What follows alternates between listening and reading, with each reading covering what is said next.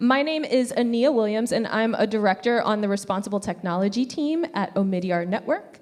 And Omidyar Network is a social change venture that is working to bend the arc of the digital revolution towards shared power, shared prosperity, and possibility. I lead a body of work at the firm that's focused on responsible innovation and building alternatives in the tech and startup space, and that includes alternative products, alternative services, business models, funding structures, and really things that put the interests of people at the center. And that work is inextricably bound with culture. And so today I'm thrilled to be moderating this panel with these two wonderful women and talk about what it looks like to center culture in investments. And we're going to be joined here today, we are joined here today, by Maria Nakae and Penelope Douglas. Excuse me while I try to man my screen here. Maria is the Senior Director of Just Transition Investing at Just Transition Investing at Justice Funders. And she works with foundations to redirect capital from extractive global markets to local regenerative communities. And Penelope is the co-creator of CultureBanq, which integrates artists into community investment strategies and focuses on community and culture-first investments. So, we're gonna get started today and talking about what centering culture looks like. And so I would love if the two of you could both introduce yourselves a little bit further by sharing how centering culture shows up in your work. Penelope, we're gonna start with you. We were tossing coins about whether I would go first or Maria. I guess I lost the coin toss. Anyway, can you hear me all right? I have a deep voice, so tell me to speak up if, yeah. Hi, everybody. I see many friendly faces. I have, as you can tell by the wrinkles on my face, had a long career so far, and I hope many, many more years to come.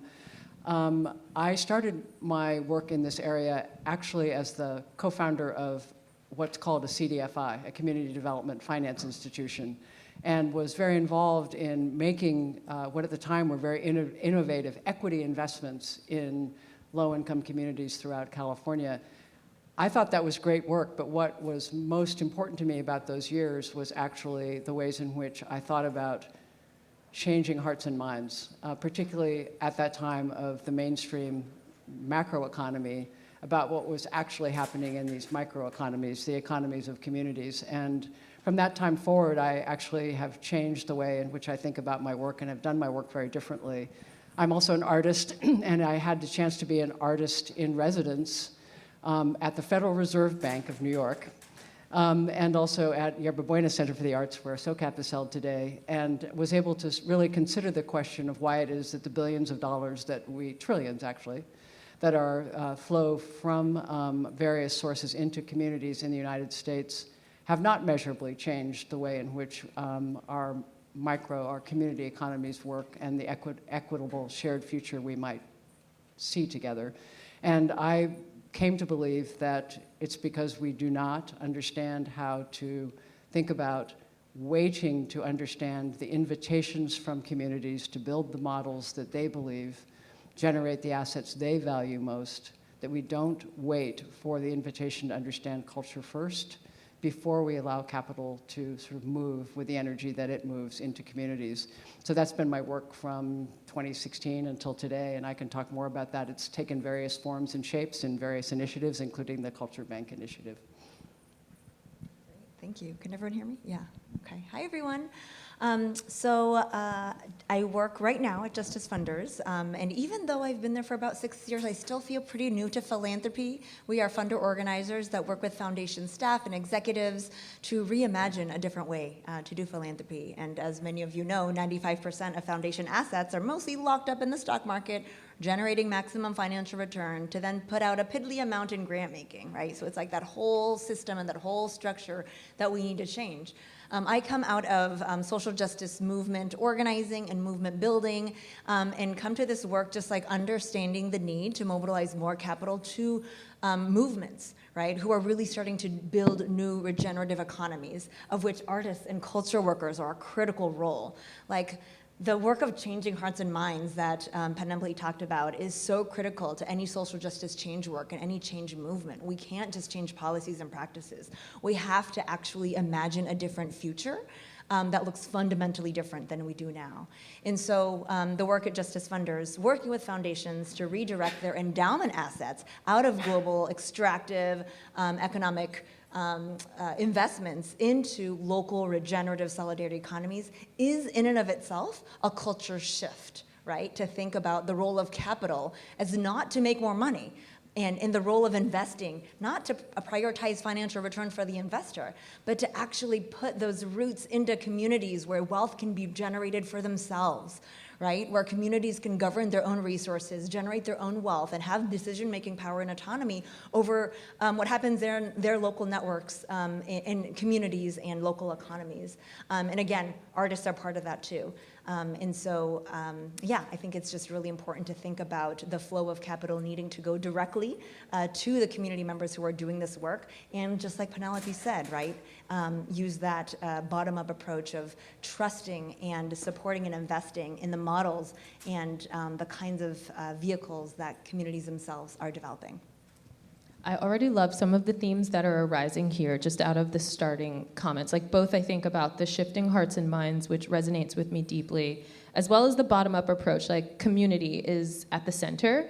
And I will reflect on some of the work that I have led at Omidyar Network in the past few years. There's these kind of three sort of pieces that it's been structured around, like one of them which has been around the community, the other piece has been around infrastructure, and the other piece has been around narrative change. And a lot of the kind of narrative change piece is the like hearts and minds, and in addition to actually doing the work, like what are we putting out there? What are we putting in the water that hopefully will be seen, be felt, be experienced by someone else to really understand that there's a different way that's possible.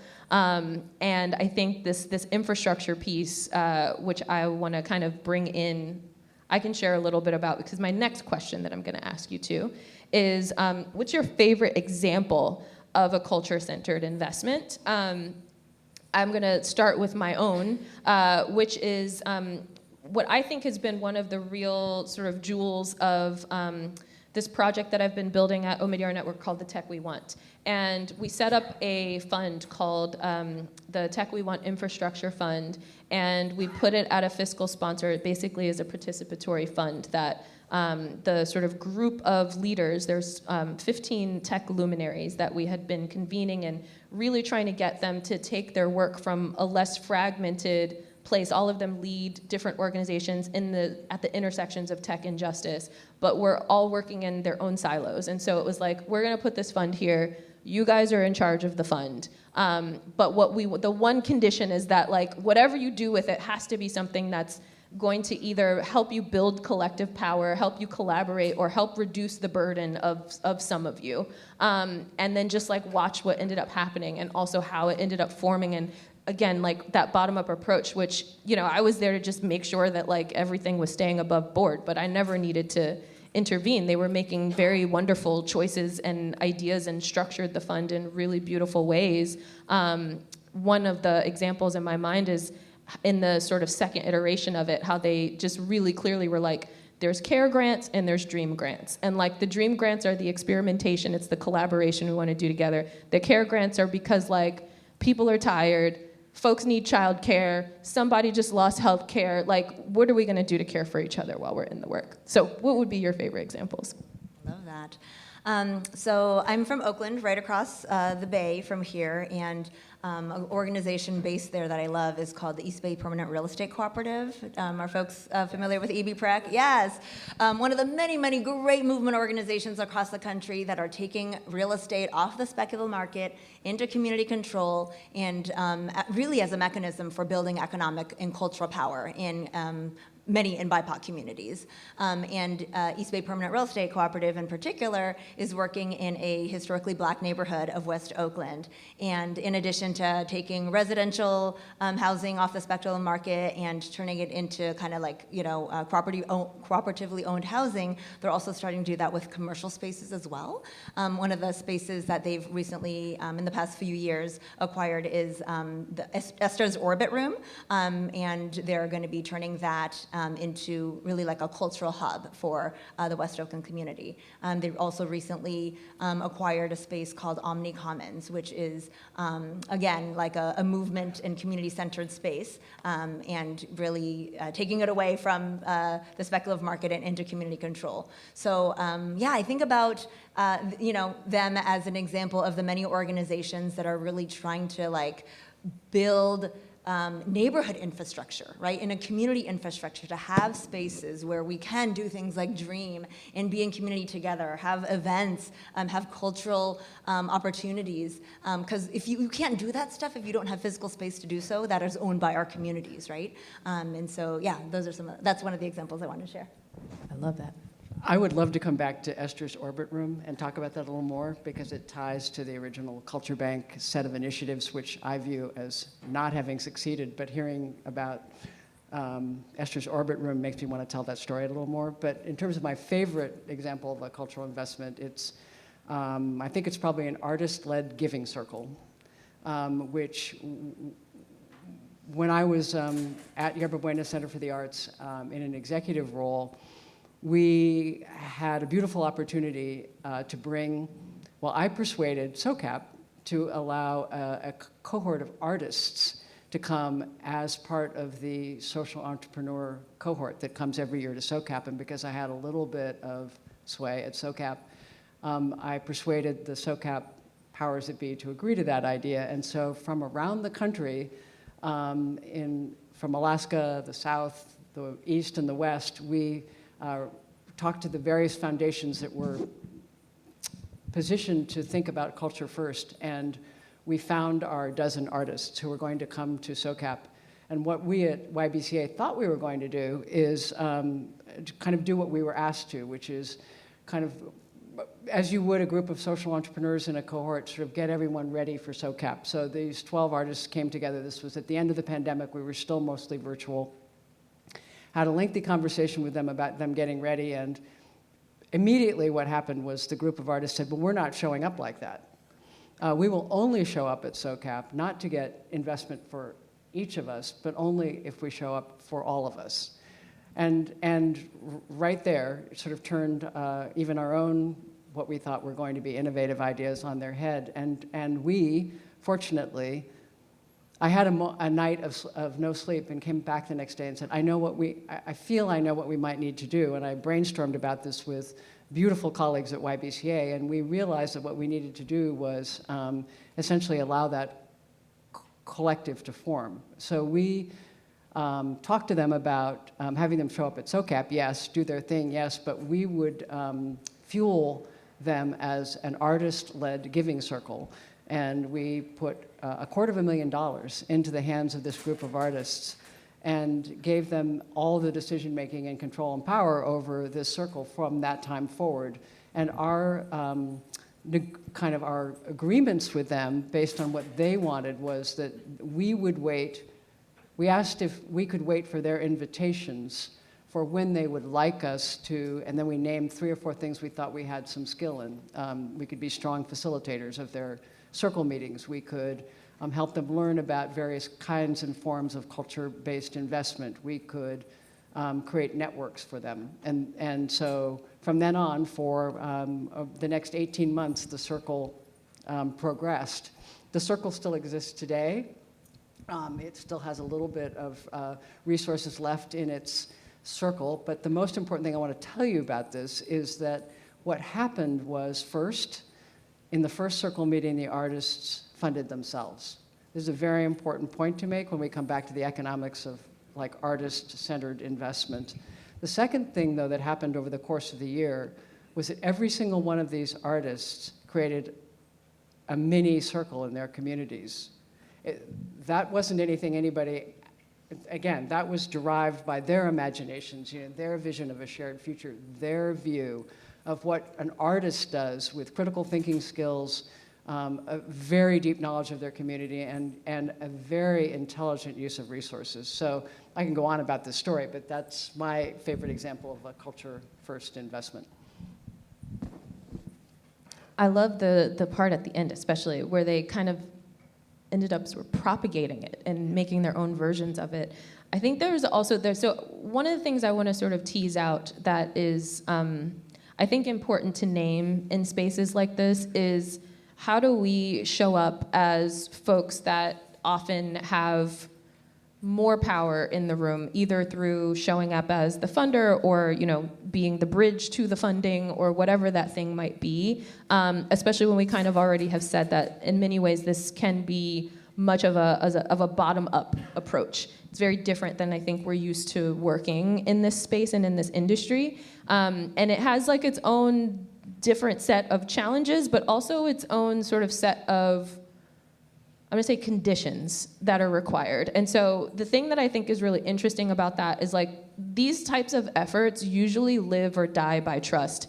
And I think that because I know you didn't really name that in either of your situations, but one does take trust for people to sort of show up and decide that they actually even want to partner with any kind of institution and believe that they're going to actually not, get scared and do something that's going to actually do some injury to them, even if it's inadvertent. But also I think how people show up in the things that we do and the gestures that we show when we are able to decenter ourselves and give power to the group to make their own decisions is actually all too rare. And I think it really, really is the way that people are kind of trying to advocate for us to kind of push institutions, is to actually trust the wisdom of the collective, and allow them to be able to do the things and actualize the solutions to the problem. Is there anything, I'm check my assumptions on that, but I'm is there anything that you would add to that? Yeah, that's right on. I think we can all agree, right, that for artists and culture workers, especially those that are doing art and culture work with a social change mission, for the solutions to come from the community is not just paramount, it's critical. It's necessary, right? It's the folks who are on the ground, it's our frontline communities who have their own visions and imaginations to turn that into something, right, that can then be experienced by, those of us who are, not the artists. For those ideas to come from them is what is the most powerful, and it's the most impactful, and it's really gonna advance social, racial, economic justice. And so for, folks who are coming from a capital allocator kind of stance, right? I think there's often this expectation that investees have to meet the needs of the investor, right? Understand what the investor wants, try to put themselves into a pretzel to be able to make themselves investable. And I think that is the very mind in culture shift that needs to happen in the finance space. 100%. Right? We have to actually understand that if communities are expected to gear and tweak their work toward what investors need, it's not authentic anymore, right? It's not as impactful and powerful as it could be, and it's going to cause harm, right? Whether it's straight up with philanthropy for grants, right? Grants having conditions or investments having conditions. And so I think that's a huge piece of what, hopefully, right, in this room and in spaces like SOCAP, we can really start to consider is even redefining what it means to make an investment, right? How can investment be more than just a vehicle, just a tool or a product to make more money for the investor, right? Really flipping that definition on its head. Rethinking risk, rethinking return, right? Rethinking that relationship and having it be rooted in trust. And if harm has been caused from an extractive investor-investee relationship, taking the time to repair that harm, right? All of that is critical in terms of building trust.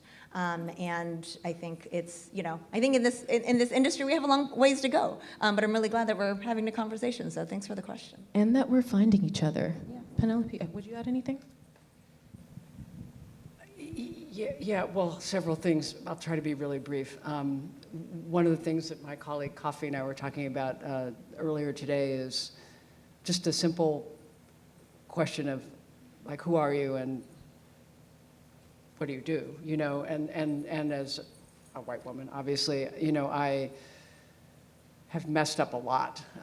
But one of the things that I have been able to do better and better in terms of the kind of investment that I believe in is to try to answer those questions in the context of any assembly of people that I hope will be able to invite some form of investment in their community. And so that's very hard work, and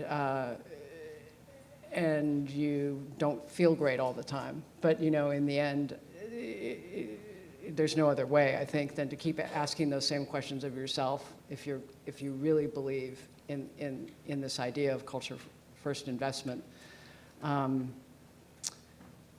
The other thing that I think is really important is to be brutally honest if you're the provider of any kind of capital about exactly what it can do and what you're fairly certain it won't be able to do for the community that's interested in building a model for itself. And I think it sounds like an incredibly simple thing to say to you all, but it often doesn't happen. You're so worried about how your community will receive the resources you have to provide, or you're so concerned about the fact that maybe you're answering to someone above you, that we all feel like there are these things standing in the way of being truthful. And I think that that's a really important concept in culture first investment, is to sort of think about culture as the roots of what binds us together. And so to the extent that you're able to consider that question of how can I be as truthful as possible too about what I can do and what I can't. And then the last thing I wanted to say is that there are things that every single person among us can do that don't require changing the entire system. There's a lot of conversation at SOCAP, I know, all these years about changing the systems, and that's an extremely important set of conversations. But changing a system, if you've ever thought about it, is as simple sometimes as just one wire from going slightly differently. It starts in one place and goes to a slightly different ending. And so one way to think about it is simply, if I'm going to put my money to work and I believe in culture first investment, how do I ensure that good money works as hard as it can on behalf of culture first and artist-centered the development of the assets that community treasures most, that it wants to accrue. So there are lots of ways that, from a transactional perspective, you can simply have your money work harder, like pools, circles, mutual aid, employee owner, all these ideas. Part of the point of them all is simply to have money work harder. If you put $100 in any one of your hands and I leave it with you long enough, it's going to work a whole lot longer than if I need it back from you right away. So just very simple concepts can really work to our benefit. I love it. This already was the answer to the question I was going to ask, which was why is it important? Why does it matter? I think that's a really, really great example. And I also am I'm not quite ready to move on from even the other thing, because there was also something else that I feel I want to draw out, because I'm there's the aspiration of wanting to really be doing and being engaged in this work, and then there's what actually happens when you put people in it. It's the travesty of every utopian dream is humans. and so I feel there's also something that I think is maybe a little bit intuitive or unsaid about what I hear in the experiences of us speaking, and I really cannot wait to see what you guys put on these cards, because I want to hear how this is landing out here. But it's this piece about, it requires you to be in the mode of deep listening. And so I realized that there's an actual skill set that is involved for people to develop when you're in a role like the ones that we hold. And I think that deep listening is a really, really big one, because you have to not just be listening for what is it that you want the thing to be happening, but what is it that they're actually trying to tell you, and how do you make that possible? And then there's this other kind of piece of it, which was in something you said earlier, Penelope, that I think has to do with emergence. And there's been a lot of that in the work that I've done on my project at Omidyar Network as well, where I feel I built some basic kind of structures and containers. And this was also, I remember driving our executive team crazy when I was going through the approval process for this, because they would want me to give them more specific answers. And I'm I can't actually answer that, because that's not up for us to decide. We really want to put the people in it and allow them to decide. But I'm here are some examples of what could happen, but also maybe none of this will happen, because actually the point is that we shouldn't decide. And so the emergence requires a lot of patience. And I think also, to your point, and what I imagine has been a growth trajectory for you, Penelope, in talking about, making mistakes and kind of messing up. Like, the other part that even brings it back to trust that I have found in building community is that trust is not actually really born when everybody agrees on everything. The trust happens when people disagree and fight about stuff and then decide they're still gonna rock with each other anyway. Like, that is when the trust happens, Yeah. Word. All right, so I'm like, next question, which actually is to kind of like dig a little bit more into some of these tensions and challenges. My question is like, what keeps you up at night about this work? Too much. You're asking someone who has trouble sleeping, so there are a lot of things that keep me up at night. Well, I mean, the most specific one is my brain keeps me up at night. My imagination never keeps me up at night. My imagination, puts me to sleep and allows me to dream, but if my brain is taking over and my imagination hasn't kicked in, then I get stuck awake. But mostly it's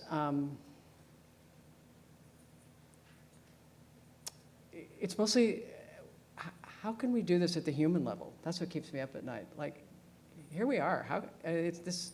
No one's preventing us from. No one prevented what became the venture capital industry because someone, felt there was something that needed to be nobody prevented coining it the impact investing marketplace, these are just people doing things. So I guess I stay up at night just thinking about us, us humans, and using our imaginations. And I spend a lot of time, and then when my imagination takes over, then I get to go to sleep and dream. Yeah, I think for me, because at Justice Funders, we mostly work with foundations and institutional philanthropy, so it's like a small microcosm of the larger ecosystem. Foundations are 501c3 organizations, which means that they exist to do charitable work. And across the United States, the total assets held by foundations in this country is over $1 trillion, right? But again, like I was mentioning, 95% of those assets are invested mostly in the stock market, venture capital, speculative real estate, like the very things that is causing harm to the communities that then foundations are trying to clean up with the less than 5%, right? That is required in terms of how much they disperse. So that doesn't even count just grants. It's also like staffing and operations and yacht rides and whatever else trustees do, right? And so just like the sheer disproportionate amount of capital that goes into the problem versus the solution, right, is really what keeps me up at night, especially at the hands of foundations who are set up for charitable purposes, 501c3 organizations. And so, I think a lot of foundations are making really good progress saying like, oh, we're making 100% mission-aligned investments, or we're fully diving into impact investing. But then when you kind of like lift the hood, lift the veil about like, how are you defining an impact investment? It's still a lot of really extractive stuff that is prioritizing financial return for the foundation, right? And so again, it's just like deeply rooted mindsets and worldviews that have to shift about the role of capital, the role of philanthropy, the role of investing in the definitions for a lot of these ideas. So I feel like what is the bright spots that you two see just in the mindset shift in particular? Because I think that we have talked a lot about this even before we sat on the stage, but also I think it's coming up now, which is, how do you really open up people's minds to the alternatives? I think one thing is a lot of folks don't actually understand the harm that is being caused, even through impact investing, right? It's like we're doing good by doing well, or whatever that phrase is. And I think especially for folks who are, impact-oriented or, see themselves as trying to be part of the solution, just even like interrogating where your assets are held is a really powerful act. Like, let's actually dig into your portfolio, think about these things, and where your money is invested and who is actually being harmed. I bet you most folks aren't thinking about that, even in our like retirement assets, right, or what have you. And so that is a really, I think, a critical place to start in terms of understanding that there is direct harm being caused to the very communities we care about.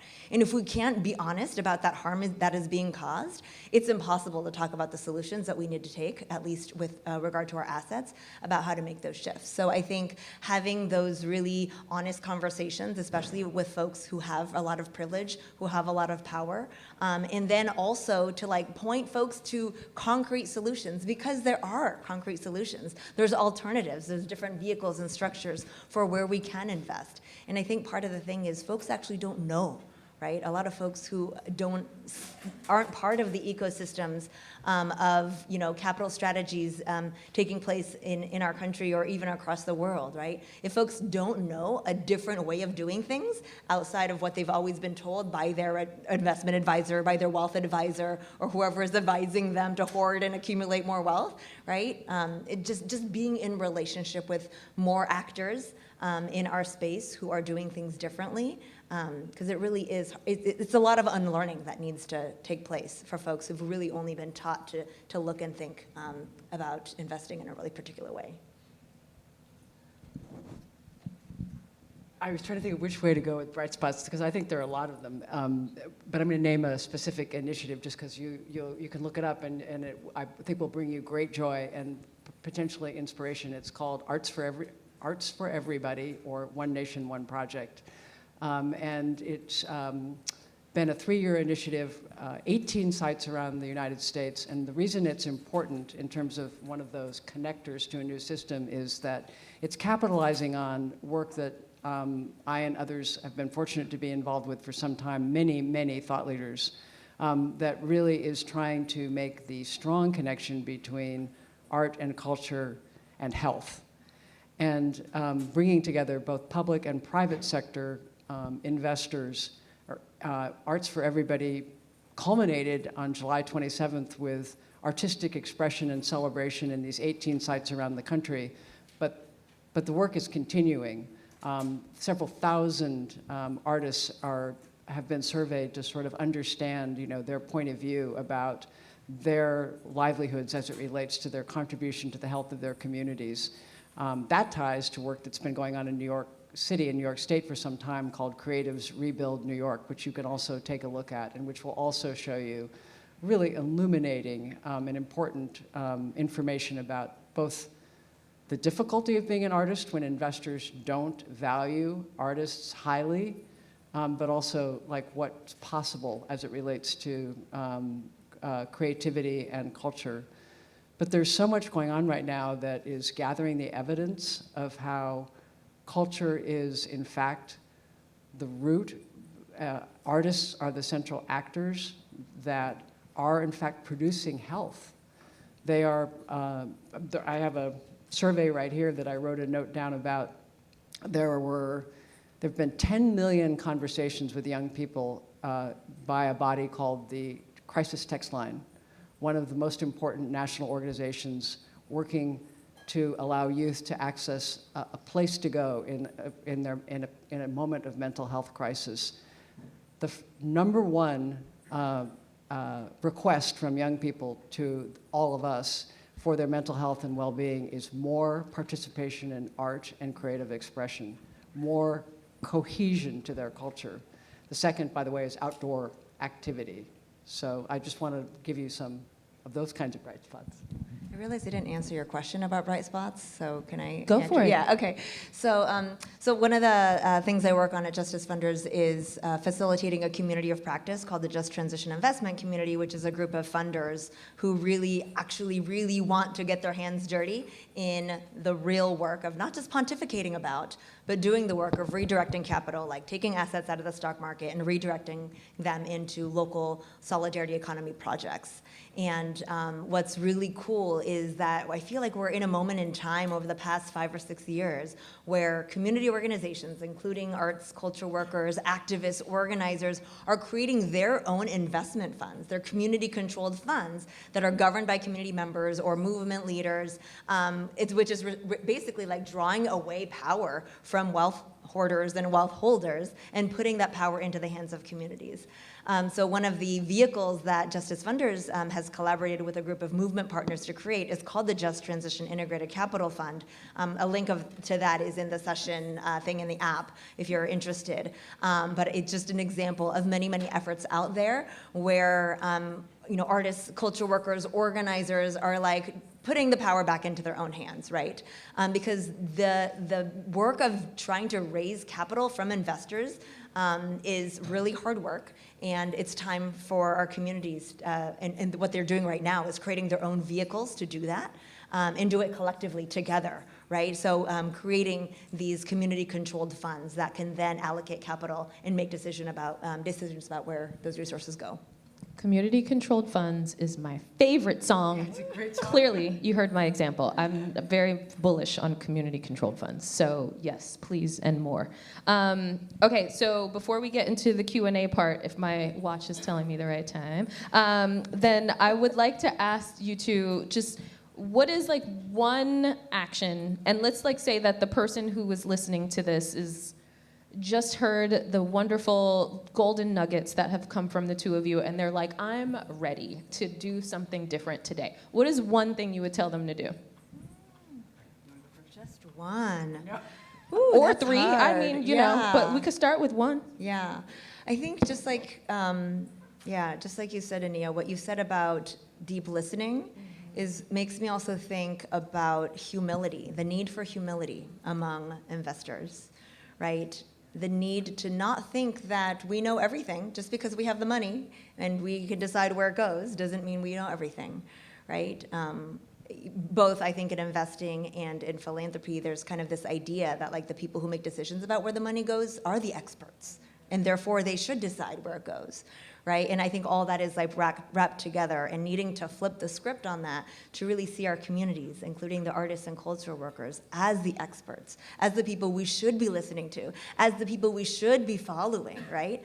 And how that translates concretely is there's a lot of conversation about like accessible capital, like this, and when investors set their own terms about, I'm going to lend you this amount of money on this time frame for repayment at this % interest rate, like the very fact that the investor is setting those terms makes it inaccessible, right? Like we actually need to be starting from scratch and being as investors in conversation with whatever group or project or initiative you want to invest in and co-create those terms together. Let's sit at the table together and understand what actually our communities need and set the terms based on that need, as opposed to what the investor wants, right? So that's a lot of mini actions in a bigger action. I love that, and it's like, it's radical, but it is, yes, Penelope.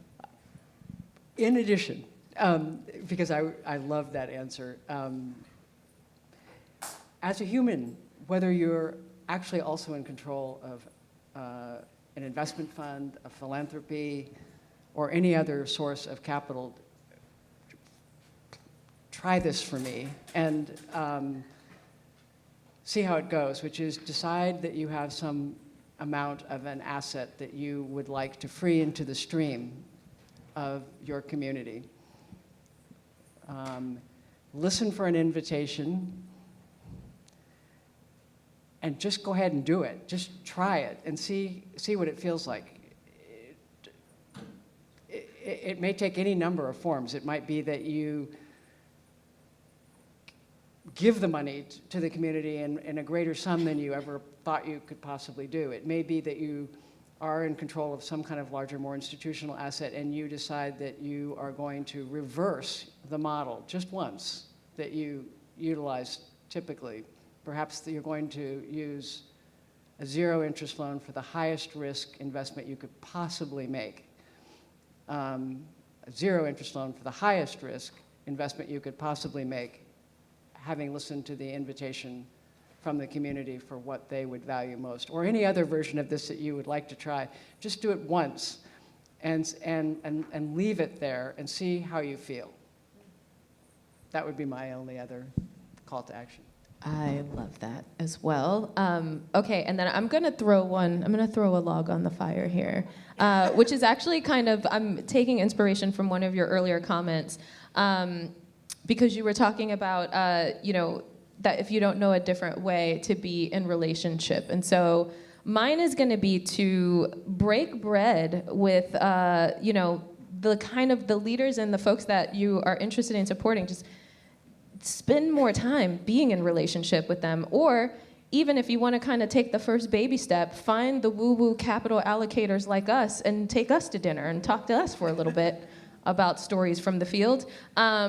Just to, get some inspiration, learn more, hear about the war stories and all of the big victories as well. I think it's really important that we be all learning about this stuff together as we go along. Okay. Q&A. Who's got some cards for me? Thank you. Yes, I like this pile of cards. You guys really showed up. Thanks.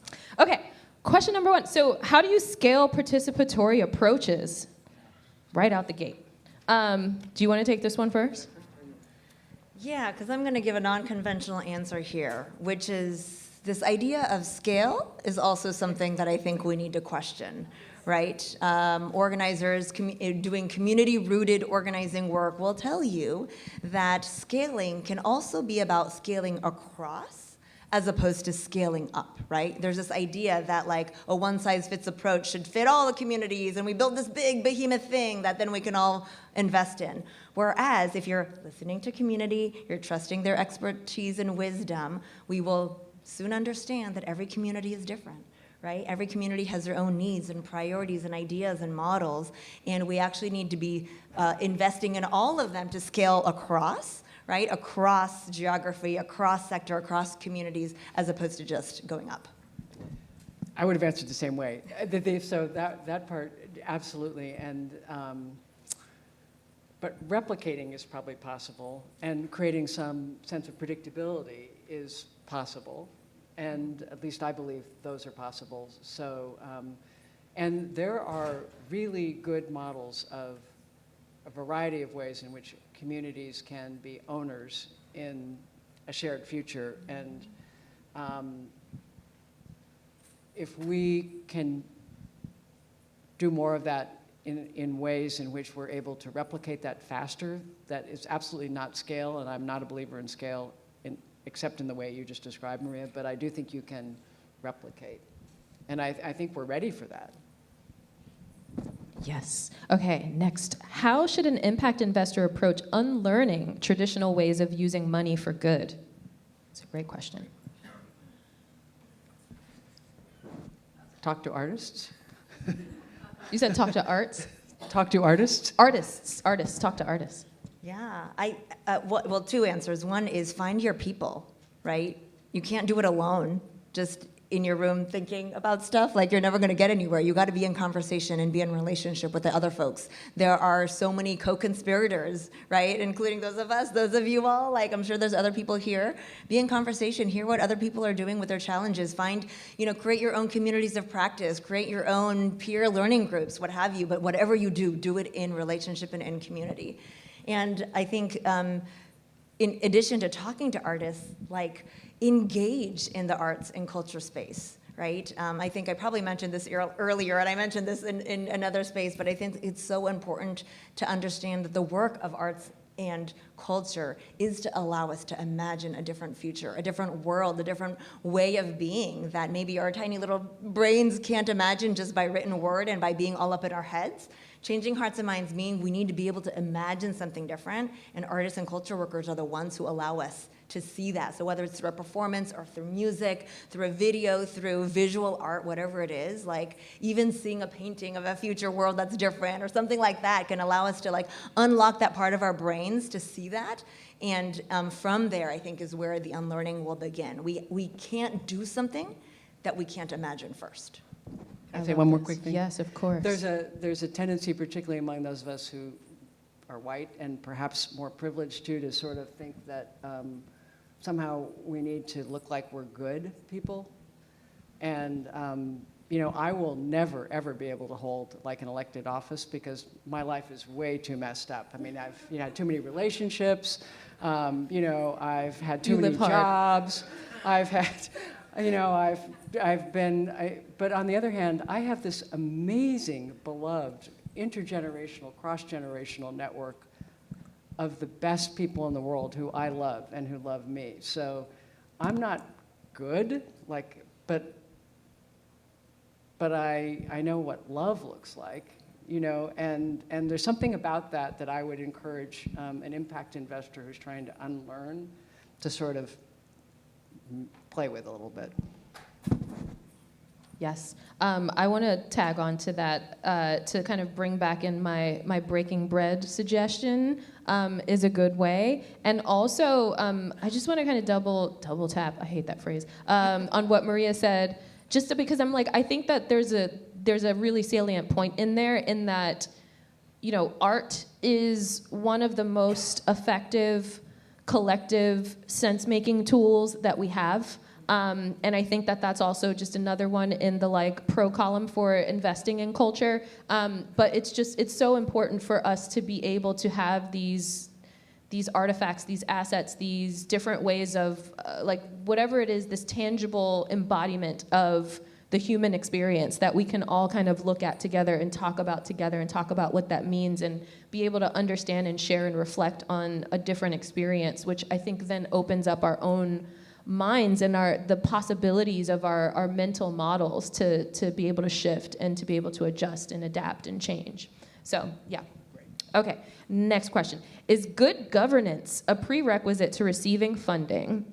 If not, how do governance systems emerge to make financial decisions, i.e. who in the communities holds the power? I love this question. Do you want to go? I'll start, and then I would love for you two to chime in. I would say I'm going to speak from what I've seen happen. There's also before the infrastructure fund in the Tech We Want, there was also a project that I inherited when I first came into ON that was a mutual aid project that started during the pandemic, and it was basically a learning project for us to support mutual aid organizers. We were basically funding the mutual aid organizers with infrastructure that would make their lives easier to do the mutual aid work, which was very, very, very illuminating. And one of the things that I think is just important about that is that every group operates in a different way. There's so many different governance structures that can emerge based off of who the people are and what it is that they're trying to accomplish together. So there's not necessarily a one-size-fits-all, and it doesn't necessarily have to be figured out before the people come together. I think a lot of times, depending on, usually, okay, let me say this. What I have also learned from this mutual aid project is that a lot of these kinds of community funds, community-controlled funds, typically pop up in these organic ways where people are trying to solve problems. So many of them tend to be solutions to where systems have failed communities, right? It's things that government or capitalism cannot or will not touch. Something is broken, and people are experiencing, they're down bad. And it's literally other people who see that this is a real problem. And then they step into the gap, and then organizing starts to happen. That is every story I've seen of mutual aid popping up, some version of that, some flavor of that. And so it's not like everybody shows up with their Robert's Rules of Order and they're like, okay, well, here's how we're going to conduct the meeting. But I think that people really kind of try to address it from what are we trying to solve and all of these other things. I will say one other thing, which I think is important, is in the infrastructure fund that we set up in Tech We Want, I offered them a frame for ways that they could decide to organize themselves. They immediately decided to throw that out and come up with their own, which was fine. And I was just okay. It also ended up being somewhat similar to what I originally suggested. But they had to go on the journey together. It was a part of the trust building. And one of the things that I remember being a really important part of that process was I had suggested, me and my colleague had suggested that they do some kind of application that didn't have to be cumbersome. It could literally just be 3 questions if you wanted to, but an application of some sort that people would fill out, and then there's going to be kind of a participatory decision-making process around it. And there was a whole discussion about how applications might be the tool of white supremacy. And I was like, maybe, but there's also tyranny and structurelessness. And like, they pretty quickly realized that like, actually, without having the applications, it created informal centers of power, and informal, unrecognized, like hidden sort of ways in which the decisions were gonna be made that actually wasn't fair, and it wasn't really aligned with their values. And so they did end up doing a very simple application. I think it's an extraordinarily tough question to answer. I really liked your answer because it, I think it's one of the hardest questions. I also have to say, having chaired and served on the board of many, many, many nonprofit and private small business boards, that there isn't a lot of good governance in either of those kind of institutional settings. A lot of it is made up of factors that would not yield the best governance in the world. Volunteer boards for every 501c3, no matter what size. I mean, eventually, yes, you get compensated a little bit, but that's a tough model when it comes to governing, institutions that hold a lot of money and the community's goods. The private companies, often it's, the investors or the board members, so there's inherent conflict of interest. So this governance question is actually a really, really important question. And one that I think is, I agree with what you said. I think that there's a journey to go down every single time that you bring a community-controlled, community-owned kind of set of factors into play, and I think we'll see more and more good models of good governance.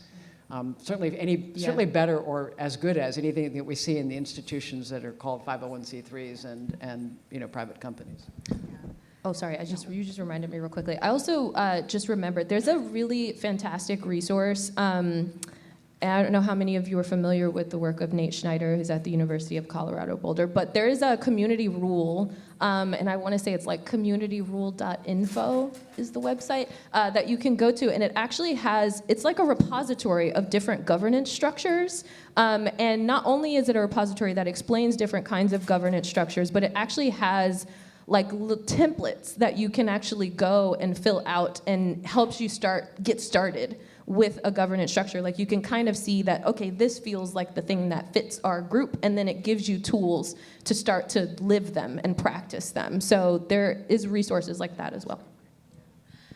The first thing that comes to mind when I heard that question was, well, who's defining what good governance is? And again, is it the investor, right, versus trusting what the community sees as the most effective and beneficial governing process for itself? I also think that for folks who really care about governance, fund it, right? Actually give a grant or a gift or some kind of, like resources to support the capacity of a group to develop their governance structure. Because that's a lot of work, right? It takes all the time and resources that are not, that are separate from like the actual capital, right? That would be allocated, for example, or deployed. And so the capacity building of these community-controlled funds is such a critical need, which is for the Just Transition Integrated Capital Fund, as well as a lot of other integrated capital funds. There's a need and a request really for any investor who makes an investment into the fund, also put some grant dollars in there, right? And that could be used for capacity building, for example, to hire a facilitator and support the governance processes, or even, have a full-time facilitator who is supporting the governance process, right? Who could be paid for by the grant, for example. So I think we have to invest in it, right? We can't assume or expect that it's going to happen just in of itself. Cheers to that suggestion, because I have 2 facilitators in my project, which have been very handy, because like conflict is inevitable, friends. Humans are gonna human. But I think that there's so much rich lessons that even come out of the conflict and further building trust. And I would also just say that, as we think about especially kind of on the more progressive end of the spectrum, when we talk a lot about sort of redistributing wealth, to me, I think that naturally is coupled with the fact that new people have to become capital allocators, and that's a skill set. Because none of us kind of come in with the default setting of the water we've all been swimming on is not the equity inclusive stuff, which is why we're doing this work in the first place. And so it really involves people making things explicit, building up their own culture, coming up with these different kinds of governance, these different types of process.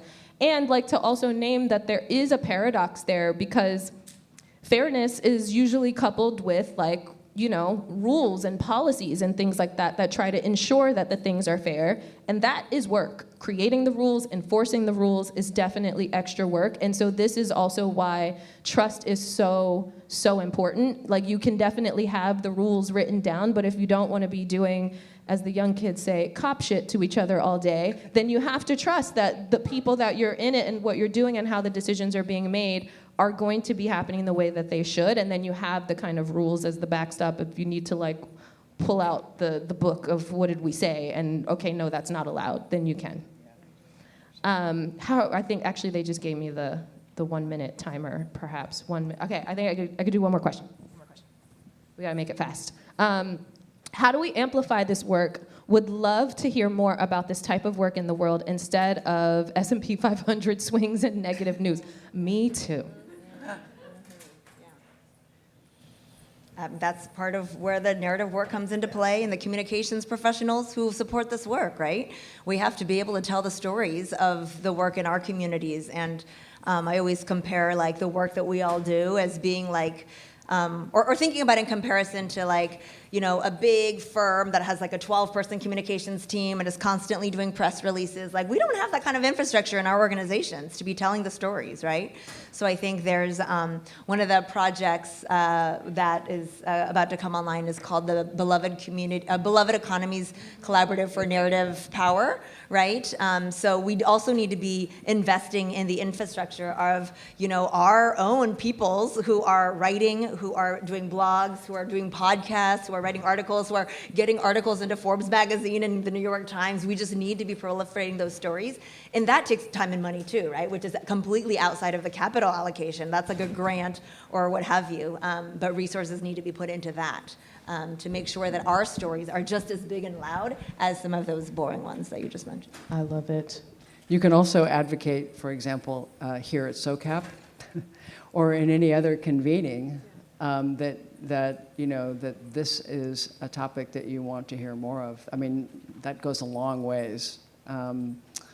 There was the end of a SOCAP not too many years ago when a group about this size, maybe a bit bigger, convened at Fort Mason and basically agreed to advocate for what, you know, people wanted to hear. Yes. And that goes a long ways. So.